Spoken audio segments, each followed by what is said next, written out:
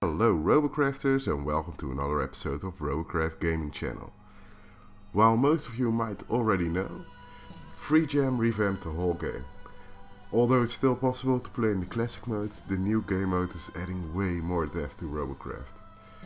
In this video I will explain and show you what has changed, so stay tuned.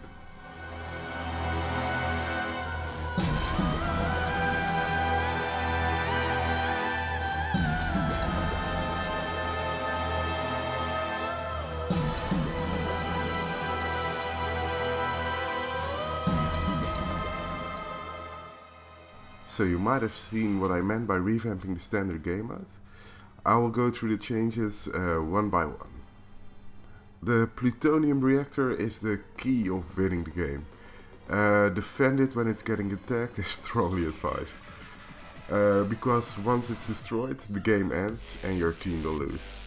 The enemy team also possesses a plutonium reactor and it's your main goal to destroy theirs before they take yours. In order to destroy the plutonium reactor, you need to destroy all the crystals surrounding it, which will result in a nice and sweet explosion.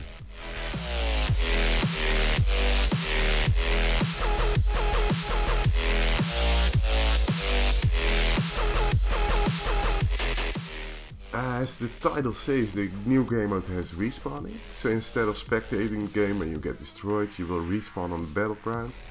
And you can get back into battle and avenge yourself. The respawn point is automatically assigned to you and the placing will be depending on whether you are being attacked or not. When you're not being attacked, you will spawn near your plutonium reactor in a close radius to it. And when you are getting attacked, you will spawn away further away to prevent getting spawn killed and to get a better advantage on defending your base.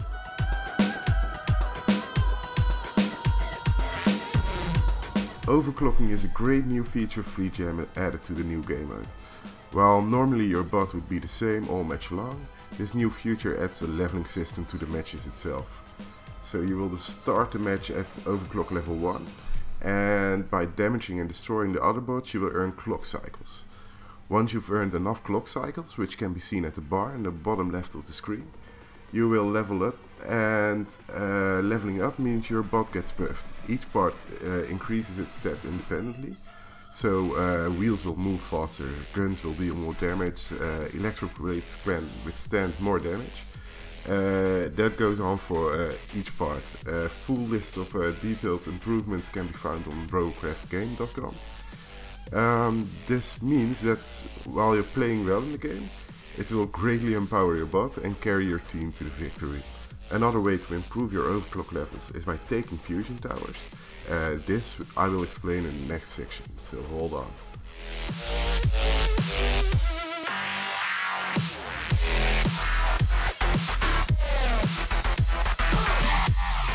So you might have seen the towers on the map. They are big, they are umbrella shaped and they have a heart of crystals. These crystals need to be destroyed to take over the fusion tower.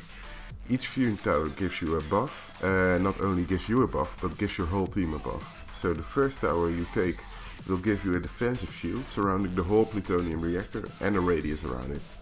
The shield protects you and your team from incoming attacks. You can shoot out of the shield and hit the enemies, but they can't shoot through the shield and hit you.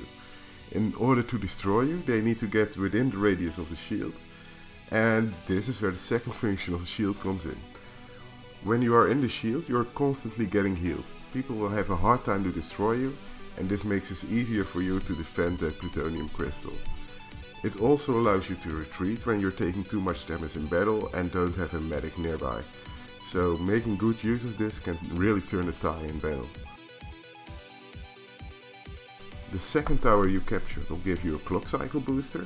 This buff multiplies the clock cycles you'll earn, resulting in a faster overclocking and thus doing more damage, moving more fast and being able to take more hits. This is a very useful buff, especially in early game as everyone is still at low clock cycles, and getting this as soon as possible will give you an advantage in taking down other towers or other enemies first. Once you've captured the third tower, you will activate the clock cycle generator. This means you'll get passive clock cycles no matter what you're doing. The clock cycles will be awarded evenly between all team members, no matter what overclock level they have. So even if you're having a hard time in battle and you're not able to get to higher overclock levels, this tower will give you passive clock cycles, so you're still able to get to higher overclocking levels. The last and fourth tower you will capture will remove the enemy's fusion shield. So once you've taken this tower, it's much easier to get to their plutonium reactor and destroy it. The enemies won't be healed anymore, so it will be much harder for them to defend. They will probably try to retake one of your towers, so it's advised to split your team, one defending your towers and the other section attacking their plutonium reactor in order to take it down.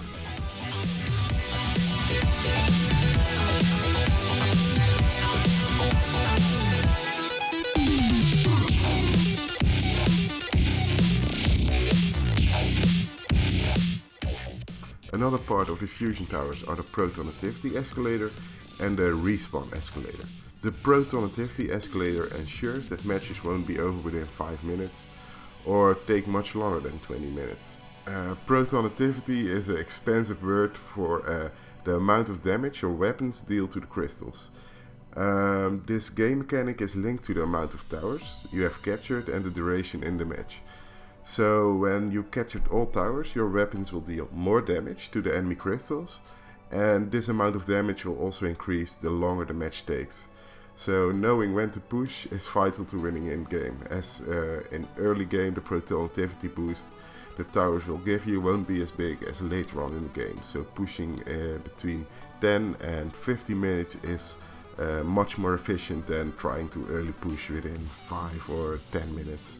The respawn escalator is pretty similar to the proton activity escalator.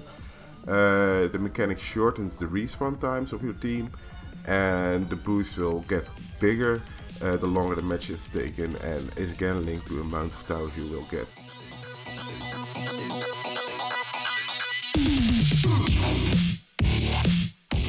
So altogether the new game mode has added a lot of more good stuff to the game, and if you didn't already, you should really try it out. In my opinion, this is one of the best updates till now and really adds a lot of extra gameplay and tactics to an already awesome game.